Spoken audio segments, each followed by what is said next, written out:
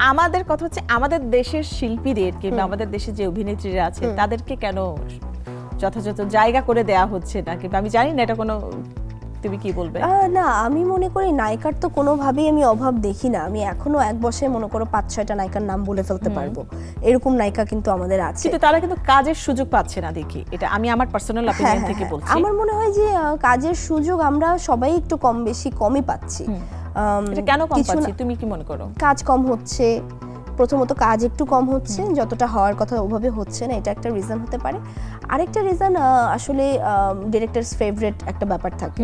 একটা ডিরেক্টর যাকে নিয়ে স্বাচ্ছন্দ্য বোধ করে তাকে নিয়ে খুব বেশি কাজ করে ফেলে একটানা, যার জন্য একটা কাইন্ড অফ সিন্ডিকেট। হ্যাঁ, একটা কাইন্ড অফ সিন্ডিকেট, যেটা হয় যে একটানা কাজ করার পরে আসলে আমরা বাকিরা আসলে বসে থাকি। দেখা যাচ্ছে 2-3টা নায়িকা একটানা সেই ডিরেক্টরের সাথে কিংবা 3জন ডিরেক্টরের সাথে 3টা নায়িকা একটানা কাজ করে যাচ্ছে, বাকি 5জন বসে আছে। সো ওই 5জনের মধ্যে দেখা যায় খুব পরিচিত মুখও পড়ে যায়, আবার ওই 3টা নায়িকার মধ্যে খুব অপরিচিত মুখও আমরা দেখি যে রিপিট হচ্ছে। সো এটা আসলে অনেকে সিন্ডিকেট মেনটেন করে, অনেকে ফেভারিট মেনটেন করে, আবার অনেক সময় কো আর্টিস্টের একটা আমার মনে হয় যে পছন্দ থাকে যে হ্যাঁ আমার সাথে এই জুটিটা হলে ভালো হয়, এই জুটিটা পরপর আমরা ইউজ করি।